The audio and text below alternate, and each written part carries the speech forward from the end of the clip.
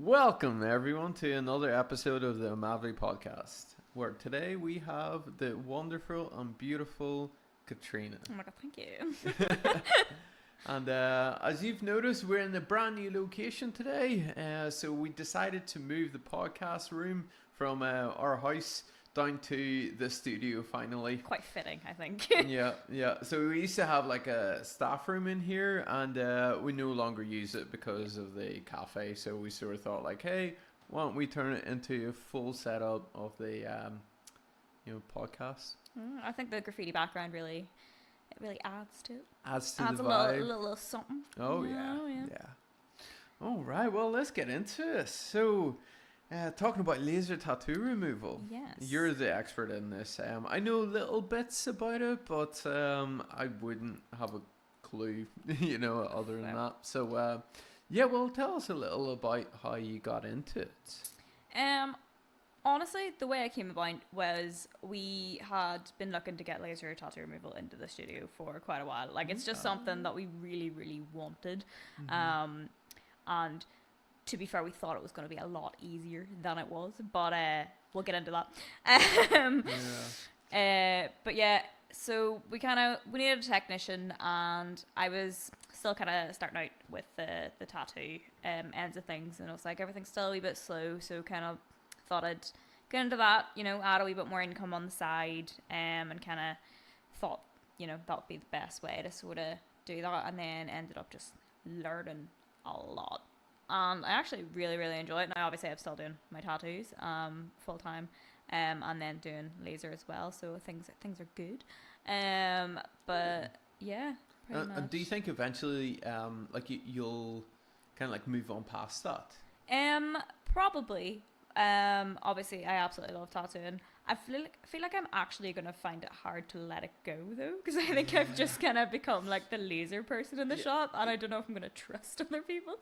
It's funny. You can't really have a passion for lasering, no, you can can't, you? You can't really. You can just. I think I've just kind of grown attached. I wouldn't say a passion, just an attachment. I think it's more the customers that really hold definitely. it for you, because when it comes to tattooing, it's you can be passionate about it because there's so many different styles and so much creativity behind it. Mm-hmm. Whereas not a whole lot of sort of creativity behind zapping people, is there? Not realistically. You have a way to do it, and you do it. Ideally, trying not to hurt people as much as you can. It's kind of inevitable, but yeah. And does it hurt? I won't lie, like it's definitely worse than getting the tattoo in the first place. Now, to be fair, I think maybe 2, potentially 3 clients that come into me, and they're like, "You know what, this is great, this pain, I just love this pain," and I'm just like, okay, look, I get that with tattoos, because obviously I get tattooed myself, and I get like there is a pleasure in that pain, but when it comes to laser, I'm just like, nah, you have some issues, man. It is a weird, almost like a rubber band hitting your skin, isn't it? Yeah, I mean, the rubber band analogy is kind of what is most used in terms of laser tattoo removal. It's like an elastic band kind of hitting against you repeatedly. Now, a lot of people, for the patch test, now, because obviously we have to do a patch test just legally to make sure there's no reactions or anything like that. And as soon as I tell them that and I do the patch test, I'm like, oh my god, yeah, that rubber band, like, that's exactly what it is. Yep. And then they'll come in for their full session and they're like, fuck that analogy, that's nothing. I kind of also kind of tend to throw in, it's kind of like hot oil spitting at you from a pan. Oh yes. Which I think is also quite accurate. So I tend to use both of them. Whatever one they seem to vibe with the most. That's kind of yeah. No, I know from like past experience of like me getting laser done. I've gotten laser done with like a Picasure laser before. And we have a YAG laser, don't we? ND YAG, yeah. ND YAG, yeah. So I know, the Picasure is like crazy expensive. It's hundreds of thousands, isn't it? Mm-hmm. So like in your technician kind of terms, what would you say the main sort of difference is? The main difference with a Pico laser would be the range of colours that you can remove. Now, technically, ND YAG does remove all colours. It gives it a good go, to be fair. your greens and your yellows and your light blues, they still tend to kind of stick, especially the greens. But the reason Yeah. for that is just because the way that laser works, the ink needs to absorb the light of the laser. Lighter colors like greens, yellows, and stuff, they reflect it, so it kind Right. of it makes it a little bit more difficult. So in terms of NDIAG, yes, it's fantastic. It does do a wonderful job. Um, when it comes to sort of like greens, The more I stubborn. would kind of tend for the Pikachu laser. So Yeah. maybe in future we might Oh, kind of of course, but like come to we that. don't have the Ferrari money No, we do just not yet, have that so money. So when people come to me and like, if someone comes to me and it's a bright green tattoo, I could easily just turn to them, and be like, yeah, absolutely, I will take your money, yeah, 100%. But I'm very much upfront with them, and I'm just like, look, I'm gonna be completely honest with you. There's a very high chance I will not be able to remove this color for you. And I do kind of, it's as a clinic, it's very, very hard to go and recommend someone else. mm-hmm. Now, obviously, I don't actually know individual companies that do actually have picture laser near us or anything like that, so I've never given them direct recommendations, but I do just recommend the laser itself when it comes to that. Yeah, Um, yeah. I Well, will. maybe that's a thing we should do. Like maybe get in touch with other sort of like laser providers and maybe Mhm. get friendly with them. So we can refer each other to Yeah. one another. I will say as well. So a lot of people though with the green tattoo, they'll still turn to me and they're just like, "Can you give it a go anyway?" And I'm like, "I can give it a go, and I will take your money, but like, I'm gonna be very honest with you. Do you know what I mean? Yeah, I'm well, not." funny you should say that. I literally had a message from a fella earlier who's getting his chest done, and he has green there, and he says that like you've lasered like all the the black out of it, Mhm. and it's definitely made life a lot easier trying to cover it up, 100%. Yeah. and that's kind of the whole point why we sort of why I initially like wanted to get the laser tattoo removal machine in is Because to it help with the complements cover the ups. tattoo, and Yeah, it yeah, complements us a absolutely. lot. Because it's funny when people like I say to people like, "Hey, we actually have laser tattoo removal." They say that like, "Oh, so I can put it on if I don't like it, I can take it off." Ha Yeah. ha ha. And it's like, yeah, okay. Like I suppose you can downplay it like that, but it's not really the purpose. It's Yeah. like you're just mocking us, in a way. But it definitely helps with like the stubborn cover-ups with the dark. Mhm. Like somebody wants something really light over the top of their cover-up. It's not going to work, and that's where this comes in, Because there are a doesn't it? few people who come into me, and I will always, one of the first questions I'll ask kind of during the consultation is, look, are you looking to fully remove this, or are you looking to fade it for a cover up? That is like a big question that I will ask them. And for the vast majority of the time, they will be like, honestly, I'm very open to a cover up because I'm Mm-hmm. aware, like, obviously, tattoo removal is quite expensive. When I'm not opposed to having tattoos, I just don't like this particular Yeah, tattoo. yeah. So I'll always ask them as well, like, what are you thinking of putting on top of it?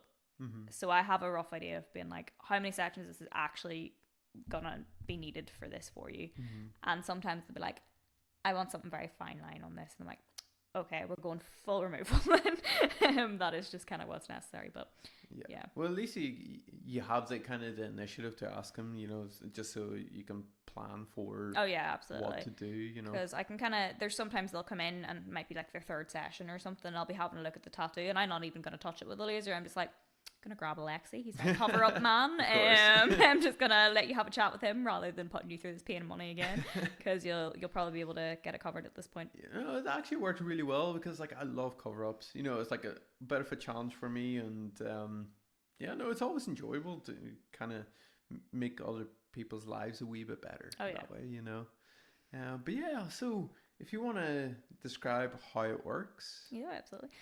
So essentially, it is the body doing the vast majority of the work, which surprises a lot of people when they come in. They're like, "Oh, this laser's doing this magic job and all this here." So there's only like a specific number of Mm-hmm. sessions that things are going to work with, and I'm just like, no, it's actually your body that's doing pretty much all the work. All the laser is doing is shattering the ink.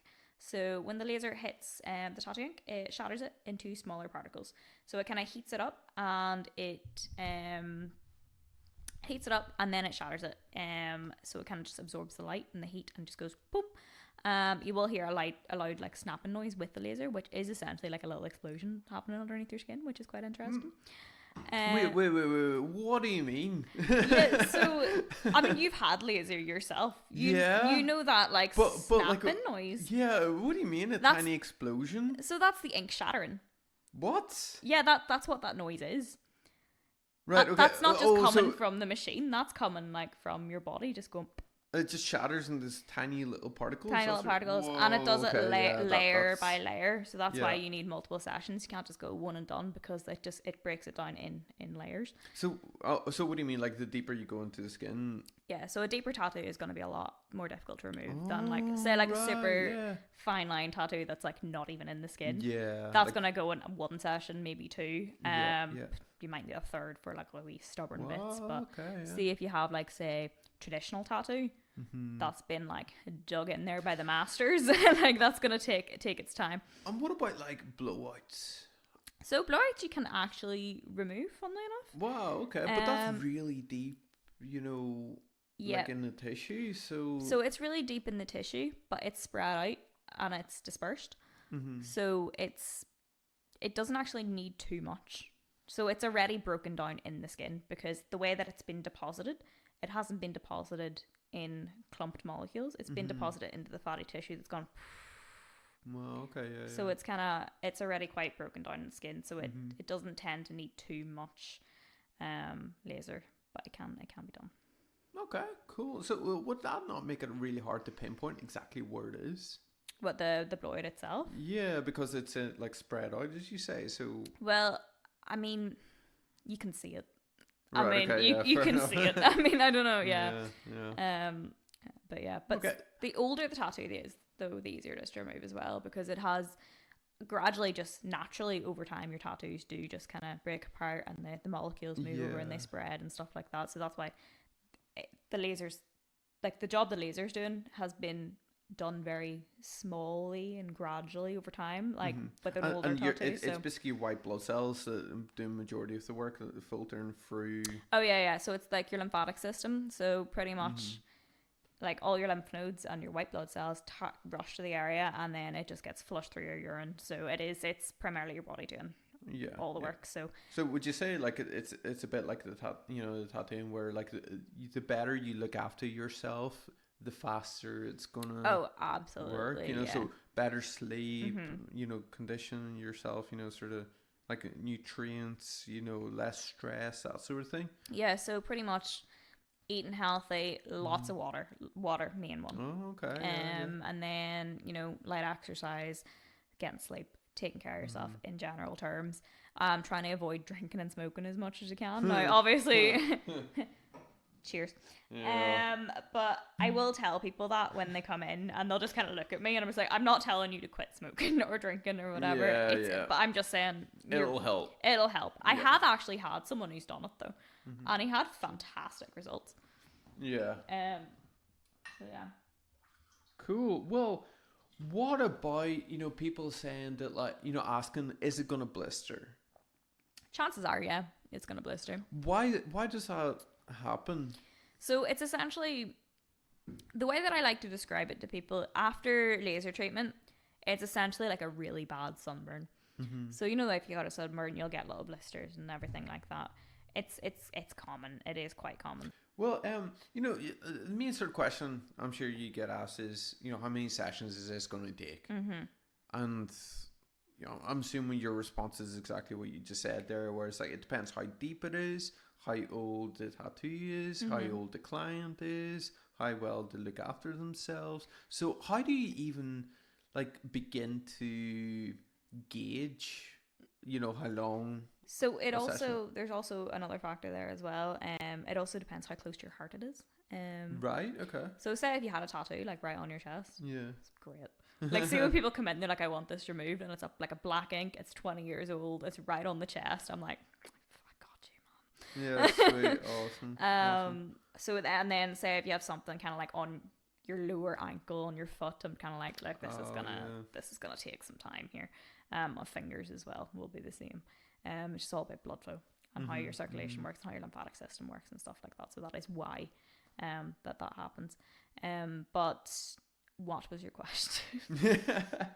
How many sessions does it take? Oh, okay. Honestly, it could, like, it can vary so much. You could have like a really really light tattoo, could be gone in one, and then you'll have ones that could be like 15 to 20. Yeah. I haven't had anyone with me currently who's been over 12. I think 12's been the max so far with us. 12 sessions. I Wow. think so, Yeah, that's a yeah. long time. And you have to what? So wait like 6 weeks So between? it's a minimum of 6 weeks, but the 6 weeks is literally just to give your skin enough time to heal between the sessions. Yeah. But your body is still actually working away at the ink after that. Of So course, I yeah. always recommend leaving more like between 8 and 12. But I still have people who are like, no, I want it in 6 weeks in the button, and I'm just like, look, I'll take your money, but you're not helping yourself. You're probably going to end up needing more sessions, and I am upfront about that. But they're like, no, I want it every 6 weeks, and I'm just like, okay, that's all Yeah, good. but like at the same time, like would it not, like after 6 weeks, because like the particles have broken up, like hitting it again in 6 weeks time, break it up even further and further and further, like each time But you go, yeah, but at the same time, your body is still getting rid of it's still getting rid of the original session. So it's just then it's like But it's is it not? working overtime and it's getting stressed out. If you get me. Yeah, but like, is it not always working on that? For example, whenever you first get a tattoo, Oh, yeah. like that's when it starts to happen. Yeah. Like your body's just naturally like starting to, fade the tattoo and Yeah. like eat away at it, trying to dispose of it. Because it is a foreign body in our skin. That like it shouldn't be there. Oh yeah, absolutely. That's why like, like tattoos like fade over time and so on. I always like to think that like if humans could live for 1,000 years, like all of our tattoos would be gone. Yeah. I think the way it is as well. Like I think it's a lymphocyte. So it'll like absorb ink, and then it'll realize, oh, this is too big for me to get rid of, so it just spits it out, and that's why tattoos spread. So it spits it out like in a slightly different location, and it keeps doing that over time, and that's why it keeps lines get wider. Wow. Yeah. So. How does that happen? Like So I think it's a lymphocyte. I could be wrong. Okay. Don't quote me on that. Yeah. But like it goes and it's trying to get rid of it. Wow. So it like eats it, and then it goes, oh, this is too big. I can't flush this through the system. So that it like spits it back out again in a slightly different location to where it was originally. Wow. Like I never knew that. So that's why like, yes, your body is doing that. Uh-huh. But it's not doing it efficiently because the ink particles are too big. Yeah, and that's where laser comes Yeah, in. exactly. Wow, okay, that's I learn something every day. Like that's wow. Okay, well, so how is a laser tattoo removal service governed or regulated? Oh my lord! I remember this. This was a headache and a half. So, I still get nightmares about this, guys. Like, and horrible. So it is governed by the RQIA, the Regulation Quality Improvement Authority. Yes, you nailed that. Right? Yeah, well thank done. you. Which is essentially the governing body for doctors' offices, hospitals, dentists. It's very hardcore in terms of everything. Yeah. Which is mad that we're just in a wee tattoo studio, and they're coming in like used to being in hospitals and all, being like, okay. Yeah, and like we were only open like about a year. Like I initially thought it was. I think it was 2. Yeah. It was closer to 2. It was closer like to 2. Well, I initially thought it was the Department of Health, environmental health, and the local council that governs it. So we thought it was gonna be. It's going to be straightforward. Oh yeah, like we've done this like many a time. tattoo, Yeah, because we have that kind of reputation behind us already. I sort of thought like, hey, this is going to work out pretty well, but no. No, definitely not. Like, guys, we had the laser room all set up, ready to go. I think we spent about 20,000 on the about actual, right, yeah. Like before anything actually even happened, before we got in touch, the council. We should have done that in hindsight, always do your research before committing financially to anything, like we got everything set up, phoned the council. Oh, it's actually not even us that governs it. It's a RQIA. I'm like, who the hell is that? phone them, and it's like, oh yeah, so the whole process can take up to 12 weeks to 6 months. It took a year and a half. Okay. Well, it took about a year. Well, It wasn't a year and a half. Like, that's a wee bit drastic. Well, the tail ends of it did trickle over, but we got up and running.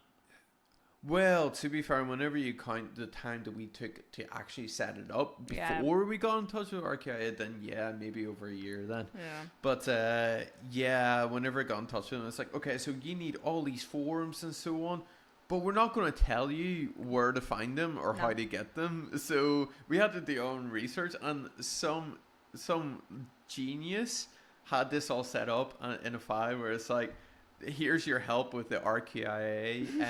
Literally just download this file, and it contains all the documents you need. Just change the wording to suit yours, and off you go. And it's God help them. They were just lifesavers.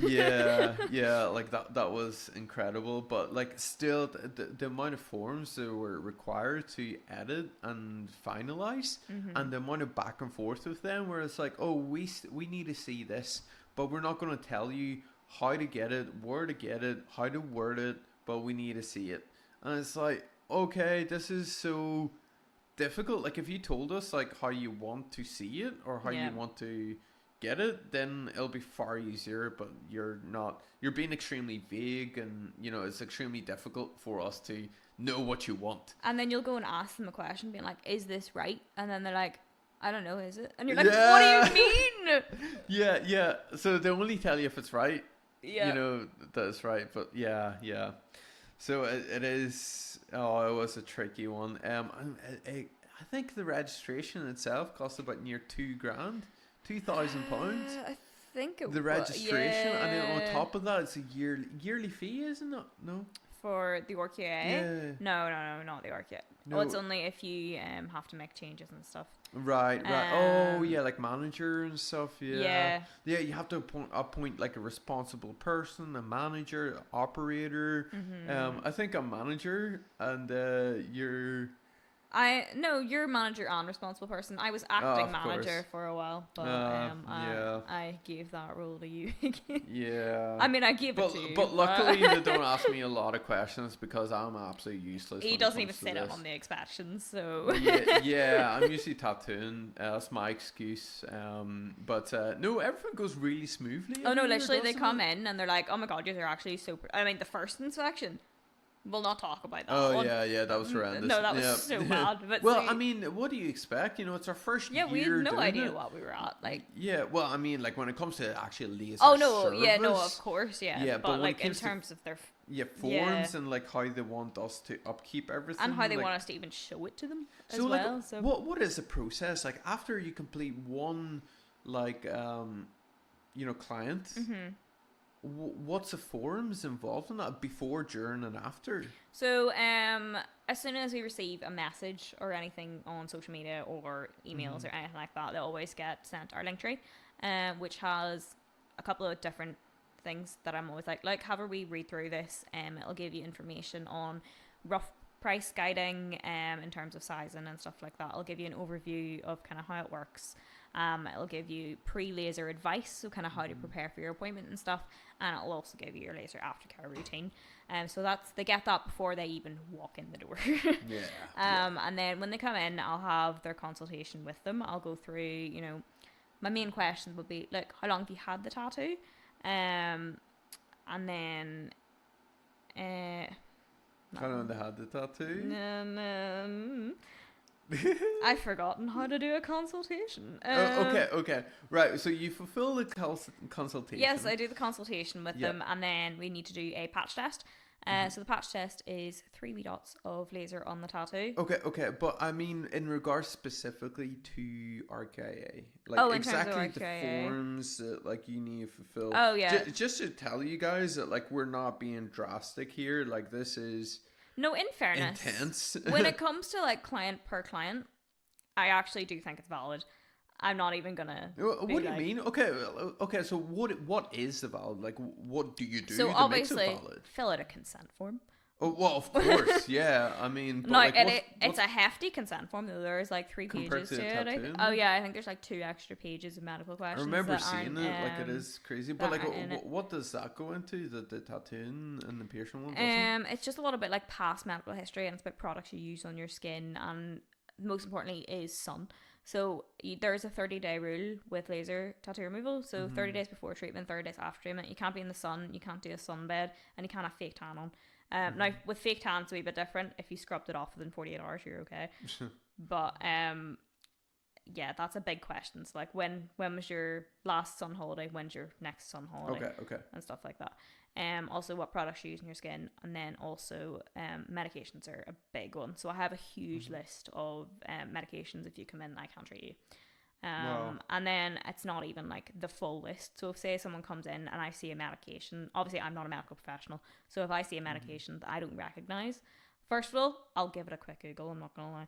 Yeah. And if Second you're of all, really stuck, you would then contact a medical protocol person. yeah, that so that he's we our hire. he's our medical advisor. So I would send him an email and be like, look, can you look into this for me? Can I treat them, or what's the protocols involved You know, in this? like, how much were you paying? Like, We £600 pay or him, something? yeah, I think it's about 500 and something a year. Yeah, how many questions have you asked them last year? One. Oh, oh, Maybe that's two, heartbreaking. maybe two. Oh. But if we don't have it, we don't pass our inspection. So. Yeah, exactly, and that's where like the RKA step then- in, where it's like you need to have this, or else we're not approving you. And it's not only the medical advisor; we also have a laser protection advisor as well. Oh yeah, that's another like £500 or £600, isn't it? I think it's 400. I think it's £400 or something like that. I haven't asked him one question. Not one. Great. No, actually, Great. I asked him one question. I asked him about the medication. He went, "Nah, go to the other guy." Oh, fantastic. Yeah, So yeah, that's great. It's like, but it's good to have, isn't it? Yeah. It's a bit like insurance that you'll never get. Yeah, pretty much. You know, that you'll never need. I mean, Pretty much. okay. Well, what about the additional wee forms that you like fill in at the end and stuff? Like, I remember No, you saying. yeah, one thing that really, really annoyed me, right? So per client, I have a treatment record sheet, which is pretty much like, so it has all the details of what settings were used on you, date, price you've paid, where it is, everything, and then a signature to say that you understand your aftercare instructions and there's been no medical changes since the last time that you were in for your last session. And then they came in for the inspections, like, look, we need your laser register. And I'm like, what is a laser register? And they were like, oh, it's a book saying all the settings that were used in your client. And I'm like, so the laser treatment records that I have for every single client? They're like, no. I'm like, what do you mean no? They're like, no, I need a book. What do you mean? What's the difference between that and Nothing. It's exactly the same thing. No, so you have to write it down twice. So yeah, I have just to. I have to them, write it or- down twice. So the Oh, that's laser great. register is just like a hardback notebook, Mhm. and it has every single time the laser was used. Now they came in, I think it was like a year, the first year inspection or something. They came in and they were like, look, we need to see your laser register. And I was like, look, we haven't had one in place. Like, we didn't realize that this was a thing we had to have, but yeah, we'll put this in place. Mhm. So then I went and obviously did it and backfiled everything, because I obviously had these records in place for every single client. Yeah. So I went through every single client to write it in this book pointlessly. And then I sent it across to them. It's like, oh, I see that these things were dated from before the inspection. Why was this not available when I came in for the inspection? I was like, because I didn't have it then. I went back and you did everything backlogged it. because Yeah, I yeah. assumed that's what you wanted. And they're like, oh no, that wasn't necessary, but thank you for that. That's brilliant. And I'm like, Wow, wow. See, like that's what I mean about the vagueness. They send you on this blind path that you Yeah. don't even know what the hell to do, you know, and yet they expect you to pay for that. You know, it's like, great, thanks. No, there definitely needs to be a wee bit more straightforward way forward with them. yeah, you no, know? definitely. Especially because every time they come in, they're very open. They're just like, we don't do a lot of laser clinics. Like, we don't. So every time they come in, they're asking us questions, and they're like, so do you think this is useful? And I'm like, what do you mean, do you think this is useful? You just told me I had to have it. Yeah. And you're like, what? Look, I'm sure they're more used to having like nursing homes where like, oh, have these towels been Yeah. cleaned regularly, and what's your road on Yeah, that? You so know. for example, like they asked me, it was a question about the goggles that we use. They were like, because we were thinking about starting doing carbon facials because our machine can do that, and we still haven't kind of gotten into it just because I don't know if I mean, what's the point? Like, it's not gonna be a huge market. I the, don't think. the whole point of this machine is tattoo removal. Yeah, You know, we're in a tattoo studio, so exactly. like, Yeah, so obviously it can remove like some birthmarks and things like that, which is amazing. Like some people, I've done that for a few people, but it's not like the big selling point. But we can do carbon facials. So there's a different set of goggles that are used for carbon facials because it's a different wavelength that's used. And then we had them in the room, and then they went, oh, should you have them in the room if you haven't technically started doing the carbon facials, but you're trained to do it and your machine can do it? Are you allowed to have your goggles in the room for that treatment? And I'm like, what? So they were like, can you find that out for me? And I'm like, can you find it out for me? So they had made me, message. So there was another question I did actually ask my laser protection advisor. I was like, the RQIA is asking on their behalf, if you can answer this question, please. Yeah. And you're like, should I have these glasses if I don't realistically use them right now, but we might in the future? Yeah, and his response was, doesn't really matter. No. Yeah, like, no. Oh my god, that actually angers me. Like, what is the actual point? Yeah. In that at all? Like, it's just, oh. No, I will say I'm so glad you do it and I don't. Yeah. To be fair, like, see, anytime they come in for the inspection, though, they're always just like, honestly, you just have the best, like, customer records and stuff I have ever seen. I know. And we're just like, everything's in the QR code. And they're like, even your consent forms are beautiful. And you're like, I know, right? Yeah, because like we excel in what matters. Yeah. It's like, what's the point of making life more complicated than what it should be? Yeah, there's literally no need. Like. Yeah, but that's another question for another time. So what is the most common reasons why people want tattoos removed? Do you know what? Surprisingly enough, you wouldn't think this would be the top reason, but it actually is. So people will come in and they'll go, I don't want tattoos anymore. I just randomly decided one day they're just tattoos? like, look, when I got these tattoos, I was a different person, and then like my frontal lobe developed, and like I'm not a tattoo person, and I don't want these anymore. Like, it's not me. Is that what they actually say? My frontal lobe just developed. I mean, they don't say it in those exact words, but that's what they're saying. Like, they've just turned 25, and they're like, no, I'm not that person anymore. It's not for me. That's not my life anymore. Which is perfectly fine. And yet people want tattoos at 16 and 17. Yeah, exactly. And that's mainly the top reason why people are getting them removed, is because they got them when they were like 16 or whatever, and they're not the same person anymore. Another reason is obviously exes' names. It's big, of course.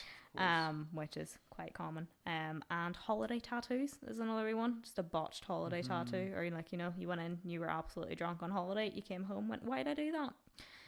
So I'll literally have people coming in for consultations. The tattoo's not even healed. They got off the plane yesterday and they're in being like, what can you do about this? And wow. Like, wait a minute.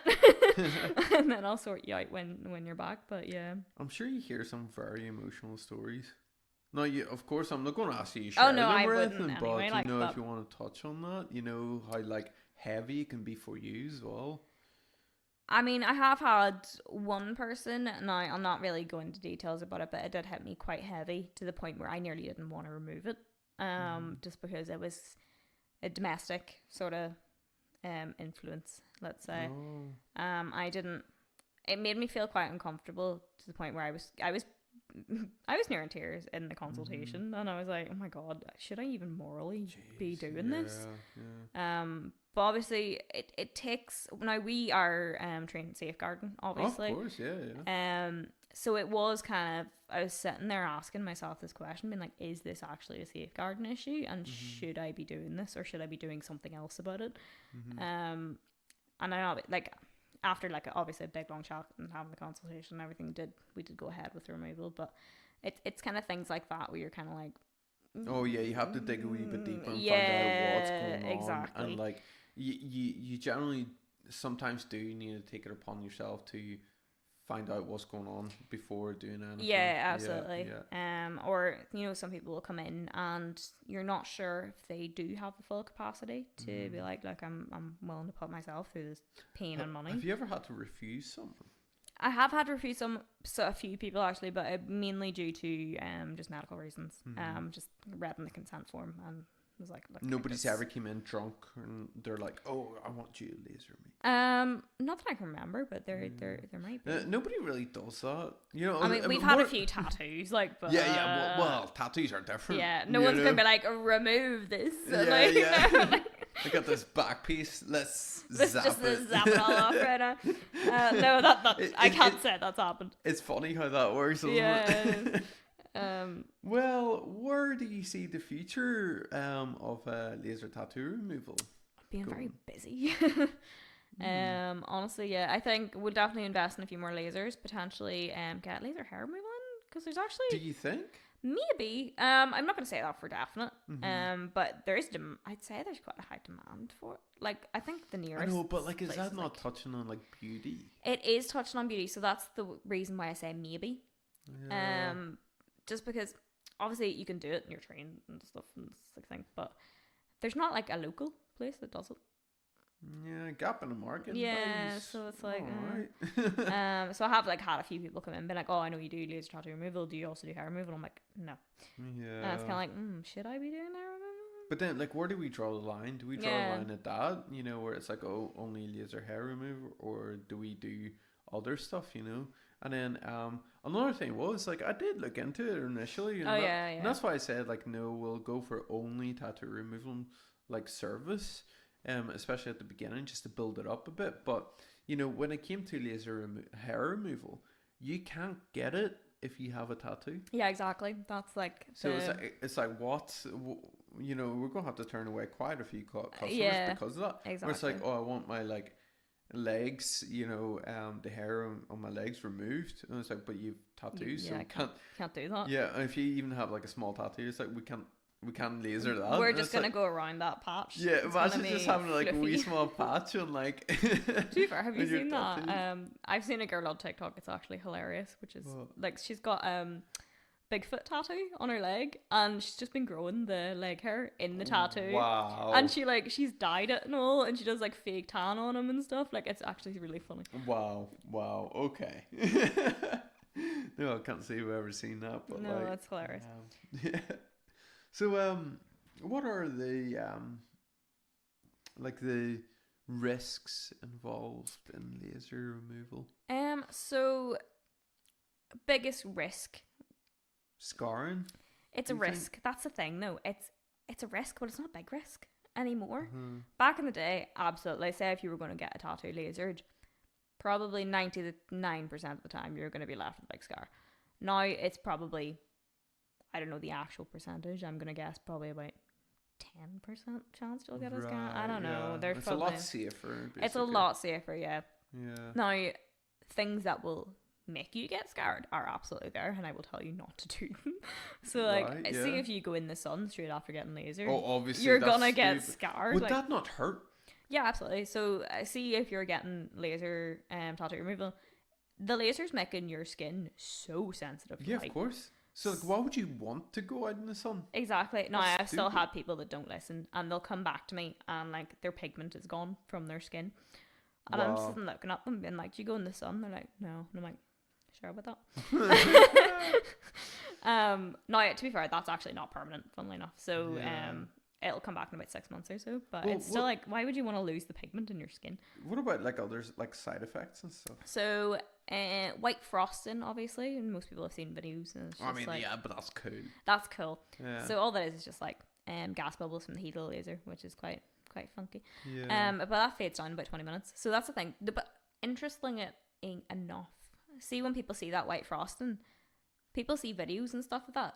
They only see the initial laser and they see the white frosting. They think that's the final result. Seriously? Yeah. So I've had some people come in and been like, so is my skin just going to be white now? And I'm like, wow. I'm like, it literally only lasts 20 minutes. And then it goes back and you barely notice there's much of a difference. It's like that thing whenever you like freehand something and it's like you use like a, you know, like a pink marker or something. Yeah. So is skin gonna be pink? And you're like, It's yeah, like, no. no, it's just a marker, So like I know what I'm doing. I kind of get it in a way because like people don't actually understand how laser works, Well, yeah, and they're yeah, just I seeing suppose. videos online, and people are using obviously the white frosting for videos because again it looks cool, and Yeah. people are like, oh, that's just the way it is, but no. Well, see, with the patch test, I've always Yeah. wanted to ask this. You ever had somebody who was like, you done a patch test and you're like, no, we can't do this? Or like, what are the signs that you're like looking out for? So I haven't actually had anyone come back to me being like, look, I've had a bad reaction from the patch test. But what do you mean by bad reaction? So like, the only things that you're looking out for after the patch test, right, is any pus start coming out of the area, or if you start developing any body hives at all. So like but hives. what would that happen? Why would that happen? It can actually be a sign of anaphylaxis, weirdly enough. A what? Anaphylaxis. So you can be allergic to the laser. What? Yeah. That's so mad. But like, that's not real. It doesn't really contain like anything. No. You know, like nuts. You know, like a nut allergy. Like it's. But it could be something to do with something in the ink, and it's been shattered, Right. and then that's kind of going into your. I don't know. Oh well, suppose like you get those like Indian ink and all Yeah, this. and it's just obviously there's chemicals, but they're all like bunched together. As soon as you shatter them, there could be something else within that. You know what I mean? Right. Okay. Yeah. Don't quote me on that. I don't know. All right. Same Yeah. try. Okay. Yeah. No. These are all things that like people need to hear. Yeah, You know, it's a so- good education. Obviously, you have your white frosting that I've said. Pinpoint bleeding is also a big one. Now, what? pinpoint bleeding.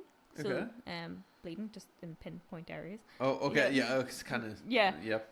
It's in the name. Now, that as well typically only lasts about 20 minutes. For some people bleed more than others. Some people can last a while longer. Some people can last like a day. Now, it's not like a huge amount of blood or anything And would like that be but related to people's just like daily habits and underlying health conditions? it that sort could of thing? be, but not always necessarily. Some people, for example, you could just be hot that day and you just had a lot of blood flow to the area.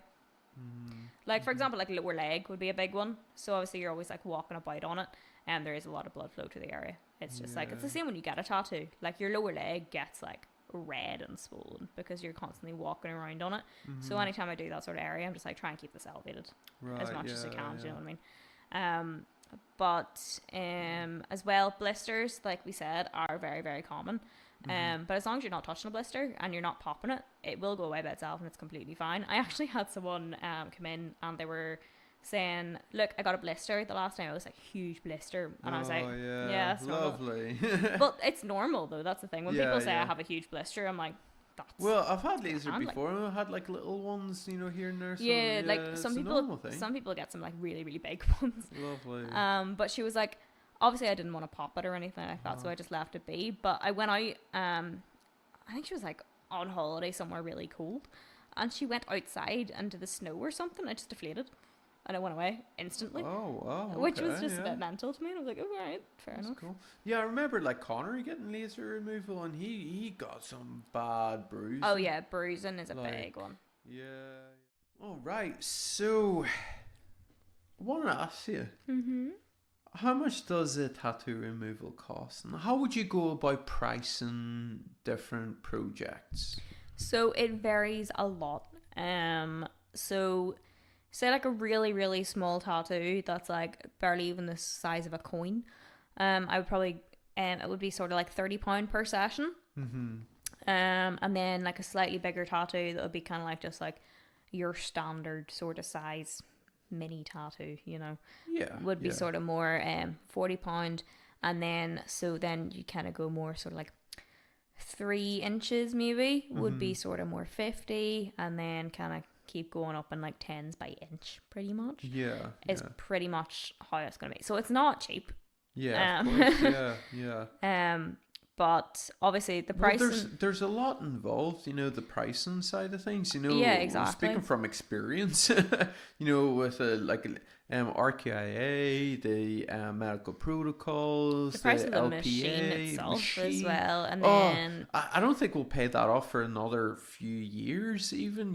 and then there's Insurance. Oh, You like need to get materials a involved. new handle then again. Oh, a yearly machine Yeah, services and oh yeah, yeah, it adds there's up. there's Like a there's lot so to it, many. and the electricity cost alone, like, We virtually just break even, don't we? Like, pretty much, like, and then people will of course, still, uni paid as well. So, well, yeah, like, after that, the studio just virtually like, I'll be breaks completely even. honest, I probably lowball it in terms of pricing, Yeah. which I'm sure people are very grateful for, but I suppose we kind of do all of the tattooing as well. And it's exactly. like, Now, it would be very different if, say, laser was our only business.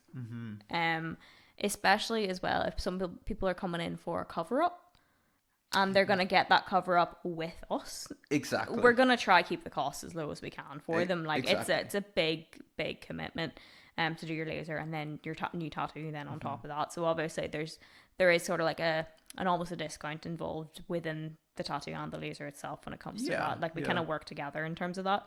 And I'm sure our customers like really appreciate that. Oh yeah, definitely. Because like there'll be some people that come in and be like, "Oh, this place in Belfast or whatever quoted me like this much," and I'm like, I mean, yeah, I could have also quoted you that much, but we didn't. I'm not a dick. Like, so Yeah. so yeah, like, say if you were getting, like, people will say, being like, "Oh, how much would it be to remove a sleeve?" And you're like, that's a good question, exactly. right? I was But about to ask, if there was any like size limits. now, yes and no. So, say if you come in and went, "I want my whole sleeve removed," I'm not gonna quote you per sleeve because I'm not gonna do that in one sitting.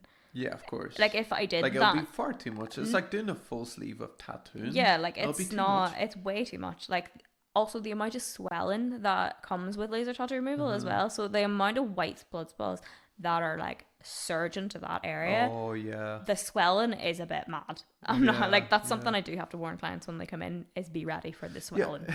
I just got this idea. Not an idea, just thought. Yeah. The way people get put under, anesthesia for tattoos and go, basically they're sleeping and they're getting the tattoo, like their whole body tattooed. Can you do that with laser? Do you Wouldn't think? recommend it at all. No, of course. I wouldn't even recommend it getting tattooed because like there's so many problems that can happen. Yeah, absolutely. And I'm sure lasers is the Oh, same. 100%. Yeah. If anything, it'd probably be amplified. Yeah, of course. Yeah, because far like harsher. Because on the people skin, have like, to remember, right? Laser has only come in relatively recently in terms of that. Like, tattoos are permanent. That's always a thing that's been said. Like, tattoos are permanent. Yeah. Like, we're doing the impossible here. Like, we're removing permanent stuff. Yeah, like, we're playing God here. Like, it's a lot on the body. Like, this is not meant to be removed, and we're doing it. Do you know what I mean? So like, the body takes its toll on the body. Yeah. And now I have seen there are kind of clinics and stuff. I don't think anywhere local, but they will do local anesthetic, so they will numb the area with injections. Right. Okay. Yeah. Which at the time, yeah, I'm sure that is wonderful. But the second that numbing wears off, Oh yeah. yeah. See, there's like a common myth, amongst tattooing that like, oh, once the numbing cream wears off, it's gonna be 10 times worse. I haven't found that. Like it's not the case, but I'm sure laser is probably worse. I'll be completely honest. I do have some clients that use numbing cream for laser. Yeah. Doesn't work. Yeah. I mean, yeah. it'll take the edge off. It'll not fully numb it. It doesn't do Yeah. that. It doesn't go deep enough. So yeah, it's not like, Okay. I have people who will come in and they'll not come in without it.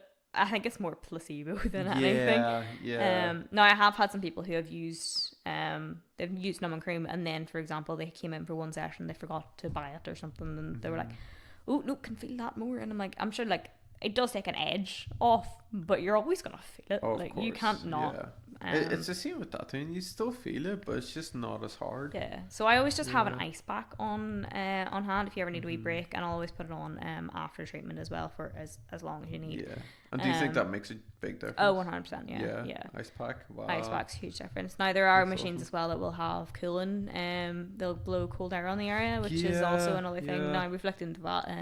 Like, it's not feasible to just get the machine that blows cold air by itself. It would need to be integrated. Yeah, combination. Yeah, but like we'll be looking at like upgrades in the future for sure. You know, once this starts to get a lot more sort of like busier, and this is kind of like part and partial to that. You know, so like all the listeners out there, you know, like do you recommend our services, and you know, we'll get those fancier machines. You know. But I mean, I don't know if we're actually making laser sound very appealing to these people, to be honest. But yeah, well, it's we're making the impossible happen. yeah, that's it. So it's. I mean, obviously, we actually haven't spoken at all about the great results that we've actually been having. That's very true, actually, Katrina. Like the amount of people that are coming in, and like each session, sometimes there'll be like a minimal difference between sessions. Now, a lot of the time you'll see like a big difference, but some people are like, honestly, like even like the tiniest bit every single time, it's like it just, you can see people's confidence grow back every single session with how like the tattoo's fading, and it's just like brilliant. It's incredible, because some people will come in and be like, I hate this, I can't wear short sleeve tops, or like I can't go to the pool, like I can't have this out, like that, I hate this is horrible, it's really destroying my self-confidence. And every single session they come in, they're brighter, and it's amazing. Excellent. It's so good. That's so good. It's so good. Yeah. And then as well, there's a few ones like, we're so close to the end. We're so close, and we're sitting there every time they come in and be like, we're so close. We got this. Like, it's like I'm on the journey with them. Yeah. Do you know what I mean? Like, it's not You're like rooting for them. Yeah, it's not like they come in and they're like, oh, I don't know what's going on here, and I'm just like, no, I'm fully with you with this. We're like, we haven't seen as much the results as we'd want to this session. I'm so upset. I'm equally as upset about this as you are. We're gonna keep going. We got this. And they're like, yeah, we got this. Like, it's like, it is just, that fly is just not okay.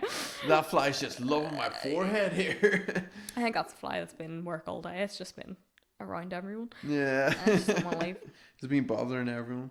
But yeah, sorry for distracting you there. No, I've been having some great results, so it's good. Good. And like you can see that, you know, in some of the photos you've shown me that you haven't even posted. Well, I'm very bad at social media. Social media scares me. I can't believe I'm actually sitting doing a fucking podcast. Oh, you're doing fantastic. So you're doing great. No, it will all come, I promise. Yeah, but there are also.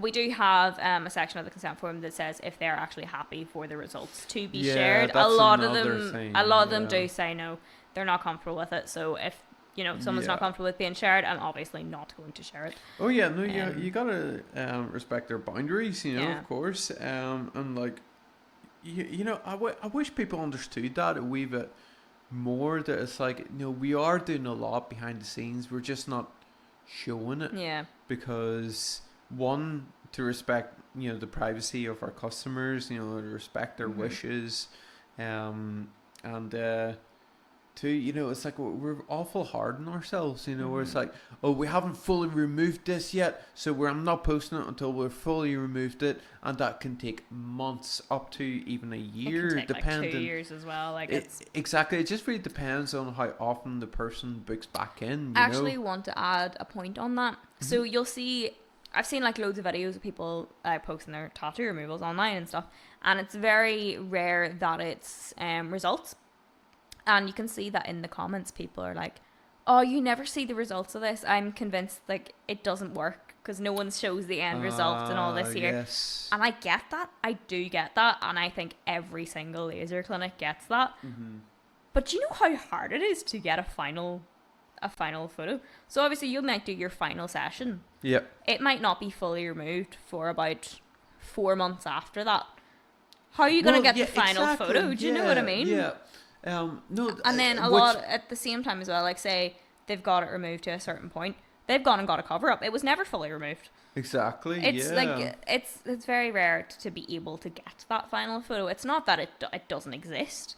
It's just that it's possible to get the photo itself. So yeah. I suppose like you might just need to put like a reminder in the calendar or something to get in touch with them, see if it's like fully removed. But like, how often are you going to remember to do that? Exactly. It's like, oh, remember that person from like 6 months ago? Yeah. I'll check on every single person from like 6 months ago. Like, and like, unless you have an automated system. Yeah, which probably is more money. Exactly. Like, it would be great, but yeah. Yeah. See, another thing I want to ask as well is like, people get cover-ups over the top of lasered area. Would see because they've got the area lasered, and you said that the white blood cells are like eating away at it, and it's being flushed through the system. Would that interfere with like the new tattoo? It shouldn't. The only way that it would interfere is if you went and got your new tattoo before your laser was healed. Yeah, of course, yeah. And like no tattoo artist, no respectable tattoo artist would do that. But this is the thing though, some tattoo artists might actually not realise it. So like for example, there's some people whose skin doesn't get very affected by laser at all. Like say within a few days their skin will go back to normal, but it'll just gradually fade. So say if they were to go into a tattoo artist, they might not even know that it was laser. They might not have the idea to even be like, oh, when was your last session? Yeah. Like they wouldn't know to ask that, because some people's skin just heals really quickly. So I would say minimum 6 weeks, and ideally longer. Realistically, the real risk involved there is additional damage to the skin. Yeah. Am I right? And in terms of the ink, the new ink fading, it's not really. It won't, because that new ink that's being deposited into the skin is fresh ink. It's not. Ink. Yeah, it's still intact. Yeah, exactly. yeah, and it's not shattered by the laser. Yeah, that makes sense. Okay, cool. So on the subject of changing people's lives and so on, I think the most affected would be cosmetic tattooing. Oh yeah, absolutely. I obviously I'm not a permanent makeup artist, so I wouldn't realistically know all the ins and outs. It's something that doesn't really interest me, but I know eyebrows is one, but we're actually very popular eyebrows, yeah. Well, what other sort of like cosmetic things can people get and potentially get removed, and what are the risks involved? So there is, eyebrows are the biggest one, to be honest, permanent eyebrows, and then lips as well. We'll get like lip liner tattoos. Right. Honestly, I've seen some people come in, right, and they've got it done. It looks fucking fantastic. I've rarely seen someone come in that's had like lip blush done that's been like, I want this removed. The majority of it just looks great, to be honest. Like, someone came in, they showed it to me because like they were getting their eyebrows removed with me, and they're like, oh, I also got my lips done. I'm like, what? They look amazing. Yeah. I suppose because it's so like easy to make it look natural, whereas eyebrows, different story. But we can remove lips as well. But I've obviously never just had anyone ask me to do it. Yeah, because you don't really need to, I guess. Half the time you're just going to stick some lipstick on. Yeah. Unless it's really like botched, do you know what I mean? But what about, like, I heard people getting like eyeliner. Is that a thing? People get semi-permanent eyeliner, yeah, absolutely. Wow. Now you can remove it. I personally won't. Yeah, it's far too risky. Like, so that's right at your eye. To do that, you actually have to get these metal inserts that go underneath your eyelid before you can touch it. Because it obviously just protects your like retina and everything. Don't have that. I have no interest in doing that. Oh no. Eyes freak me out.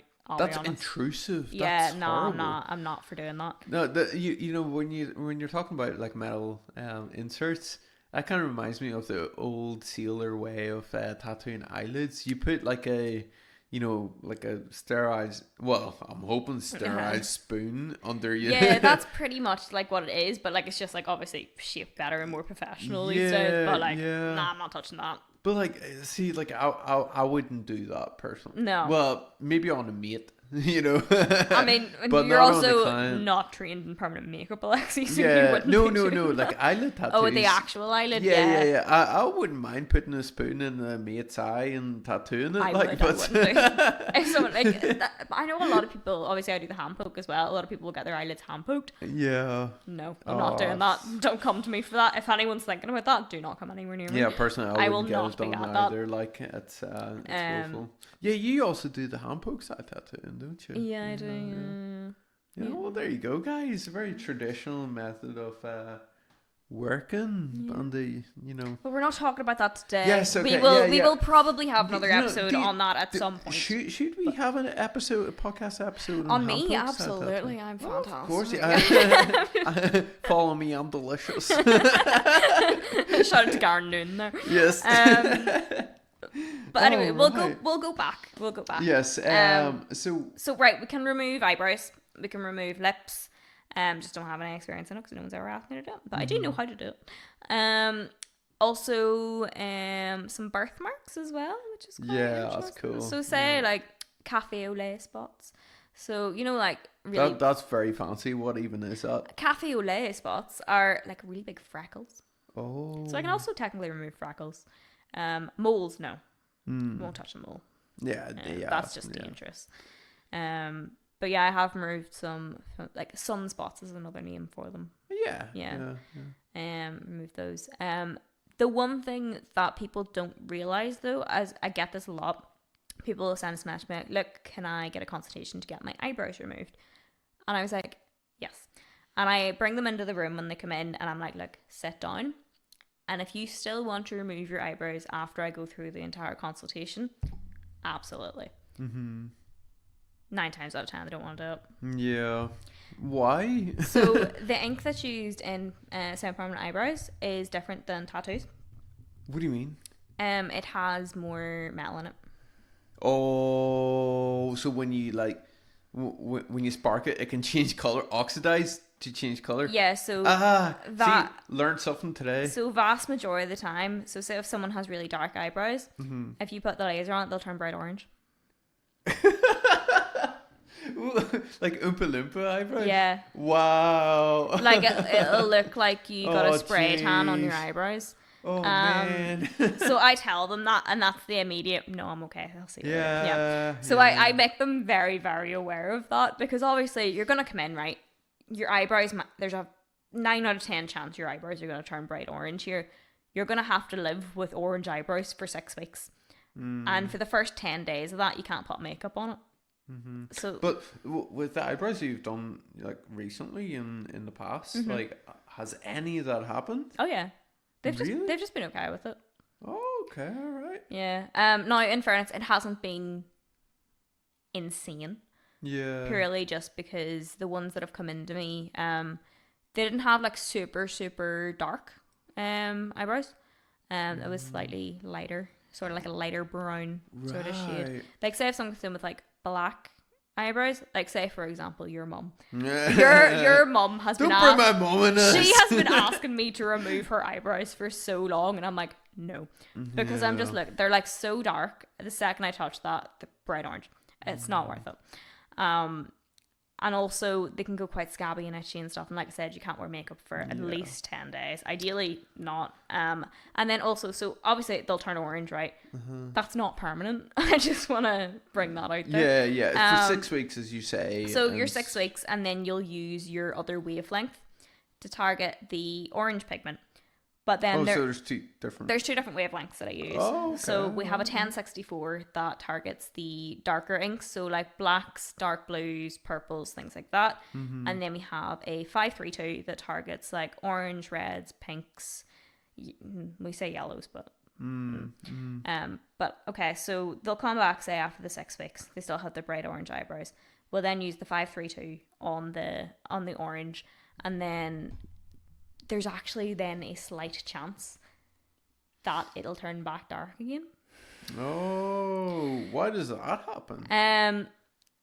Do you know what? I was in my training and they didn't even have a scientific answer to that.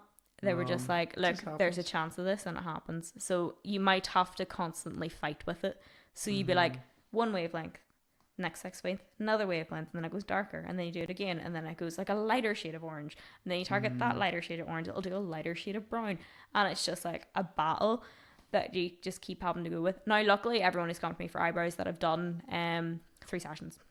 Wow. 3 sessions? Yeah. Now I will say as well though, you can get to a point where it'll go a bit of an orangey shade, and then you'll target your orangey shade, and then it can go a yellowy shade. Now, when it goes a yellowy shade, that's when we're like, I can't do anything for you. Really? Now, I can always give it a go. I can absolutely give it a go. But when it comes to that point, I do tend to recommend that, to be fair, the majority of the time, it's gotten to a point where, like, the yellow shade is so light that you'll only see it under, like, certain lighting. Do you know what I mean? Like, it's like, right, it's yeah. very, like, it's not like, oh, you have bright yellow eyebrows. Yeah. It's just like a light tint. And some people aren't okay with that. Some people are okay with it. Sometimes it matches their skin tone quite well. You know, like, it doesn't really make too much of a difference. But say if that does happen, there's a different method for removing eyebrows. No, it's not something we do. But it's essentially, it's called saline removal, which is essentially reverse micropigmentation. So, you know the way with, like, doing some permanent makeup, you'll basically, scores in the skin. scores in the skin with ink. So you do scores in the skin with saline. Oh, so it washes it out. Yeah, it's like reverse. Right, yeah. So I kind of recommend that they do that if that happens. Yeah. But yeah. Suppose you do the hardest parts, and then that'll kind of. Yeah. Yeah, that makes sense. That's a good wee system. We should probably learn how to do that. We should learn how to do that. But then if we're learning how to do that, we might as well just do the permanent makeup to start off with. You know what I mean? No. Might as well do scarification while Sure, we're at why it. not? All right. Well then, what's the biggest mistake people make when starting tattoo removal process? In terms of clients? Yeah. Sunlight. Well, of course. Yeah, no, and like, I mean, that is the biggest mistake. The biggest one. Most people what will about make. like submerging in water and like going playing football straight after whatever? And I've had someone who had a bit of an issue.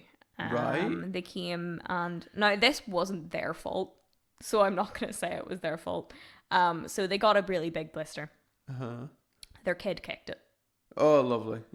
And it got quite infected and stuff like that. Oh. So, unfortunately, they didn't actually want to come back for removal after that. Yeah, just because it was just a horrible healing experience. Yeah. Now, it wasn't the client's fault. It wasn't my fault. It just the body response and unfortunate situation of the kid. Yeah, it was just an unfortunate situation. Yep. Now she's been back for an actual tattoo since then. Like, I know she's doing well. She's just like, maybe not. Let's not do that for a while. You know, that sort of a thing. But submerging it in water is one thing. Now, honestly, I haven't had anyone who's had too many of an issue with it. I've had some people who've kind of gone. Do you know? I've had one person. I don't want to talk bad about someone, but they were like, I got in the pool the week after the laser. Oh, lovely. I think the chlorine really helped. And I'm like... Oh, I'm sure it did. I'm yes. like, please don't do that. Wow. And like, they're probably going to go and do it again. Yeah. Because they think it was like some people, it's just talking to a brick wall. I know, yeah. Like one ear, out the other, and it's just nothing you can really do. But no, the sun is like the main thing that I'll tell people, and they just don't get it.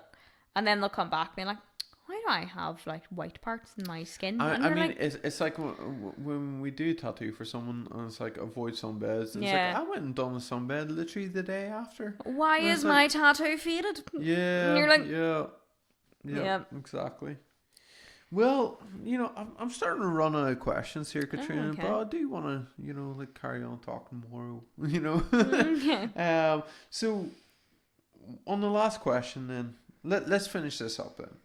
How to prepare before and after care for skin, like after laser removal. I phrased that the worst way possible. I got you. I understood exactly what you meant. We're a bottle of wine deep, guys. So no, we do have all this in our link tree. If anyone there you go. like to have a look. So ideally shower beforehand. That would be a nice one. Purely just because you're not going to want to shower straight after getting laser. Yeah. Now, you can shower. There's absolutely no problem with showering, but you will likely have to have a relatively cold shower. You can't have a hot shower for 48 hours afterwards. Right. So, no, you can have like a lukewarm shower, but say if you were to have a hot shower, no. Yeah. You can't do that. So even if you wrap it up? What are you wrapping it up in that's going to like avoid the heat? Okay, yeah, true. You know what I mean, yeah. So a big one, shower before your appointment, and then you can probably push your shower a day or two. So you don't have to, deal with that. Another thing is if you have any fake tan on, scrub it off at least 48 hours beforehand. Or if you are deciding to put tan on and it is an absolute must that you must put this on, don't put it on the actual tattoo itself. Have a little bit of a white area, that's fine. Actually just wearing white is actually another one. So the lighter color clothing that you wear to your appointment, the better. Purely just because white will reflect the laser. So if you're wearing dark clothes, it's going to absorb the outer rays of the laser, so it might make your laser less effective. Is that why the RKA required us to have the room white? Yeah. Wow. It's also why it requires obviously our mirrors to be covered. Yes, that's another thing. Imagine putting blinds in the mirror. Well, I mean, also imagine a laser going onto a mirror and then shooting into someone's eye, though. Yeah. Okay. Fair enough. Yeah. Yeah. We'll stick with the blinds. Yeah. Another thing, obviously, like I said, stay out of the sun, for at least 30 days. Get in your house some 100% aloe vera gel, and some gauze bandages or a plaster that's big enough to cover your tattoo. And so, is aloe vera the only thing you recommend? It's not the only thing. It's the best thing. The best thing? Yeah. Why? It's natural. It's cooling. It has all the properties needed for just after treatment. I think I said this at the start. Laser is pretty much like a really, really bad sunburn. What are you going to put in your sunburn? Well, aloe what vera. if like latex? It contains latex, does it not? It does, yeah. So what about with people with like latex allergy? So people with latex allergies, I always recommend. You can use chamomile lotion. You can use chamomile lotion that exists. Yeah. Ooh, you can lovely. use shea butter. You can use coconut oil. Kind of anything just like along those lines. Just obviously something quite natural and stuff. As well, then you might want to get some hydrocortisone cream in, but I always leave that very much up to the customer and in their hands, because it can afterwards it can get very, very itchy. Oh yeah. No, so obviously when you get a tattoo, it gets itchy. The laser is like 10 times the itch. Really? Yeah. You're not selling this too well, Katrina. I know I'm not, but I want to be open about it. Well, like personally, whenever I got laser, and I've got laser quite a few times actually. Got on my left arm, right leg, lower left leg, and like it's all been fine. I'd almost say like 8 sessions of laser in total, all over my That's body. not that many. But like mine's never really itched all that much. But when you get tattoos, you don't tend to itch too much either, though. Yeah, I guess I'm lucky that way. You're just a lucky guy. But just regular aftercare, and like sometimes it does get itchy. You know, don't get me wrong.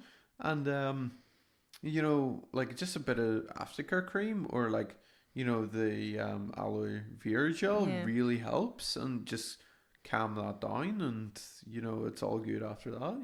So. I'm the exact opposite. When I get a tattoo, the seconds it's itchy, I'm just like a maniac. I'm like, oh my god. Whenever I was doing your tattoo, your skin just went. It's just angry. My days. skin gets so angry. Yeah. But then it heals super quick. The second that redness comes down, the tattoo's like healed. Yeah. But like people's skin is so different. So different. And like it's the same with laser that it is with tattooing though. Like everyone's skin's so different. So I know that like the RKIA doesn't really exist, down south, but like I'm kind of glad it does, because it makes us question so many different things and make us think more deeper on the subject and try and make it as good as possible, for our customers. And for safety and for innovation of the laser tattoo removal service, and I'm very excited to see what the future holds in a laser removal, industry, and I'm hoping one day we can get one of those like super fancy ones. I mean, ours is fancy enough as it is, like, and it does a fantastic job. Oh, it does indeed. But no, I do want to make an investment in one of the like the Ferrari ones, Oh, yeah. you know, like the hundreds of thousands Yeah. worth of ones. I want to you know? annihilate that green. Oh yes, and we could do pretty much anything Yeah. there, you know. But all in good time. Yeah, We'll build it up, and with your help, guys, we can make it happen. So yeah, do like, follow, and share. And if you have anyone that's interested in a bit of laser tattoo removal, do get in touch. And yeah, no, I'd like to say thank you, Katrina, for joining us in the podcast. And I couldn't imagine of a better way of kickstarting a new location than with yourself. You know, and yeah, no, I'm excited for your future, and we'll definitely get you back in, for the Handpoke podcast. Talk a bit more about that. But yeah, any final thoughts? Trying to think of a wee sign off. Oh, thing we here. sign off. Yeah, we sign off. Well, the classic Veni Vidi Mavi. I was gonna do something about erasing your past or some shit, but I can't. Oh, make can't it cringe. form the words. You know what I mean? Yeah, yeah. Well, how about this? Let's make the impossible happen. Yes, I like that a lot. All right. Well, thanks again for joining in, guys, and yeah, see you next time.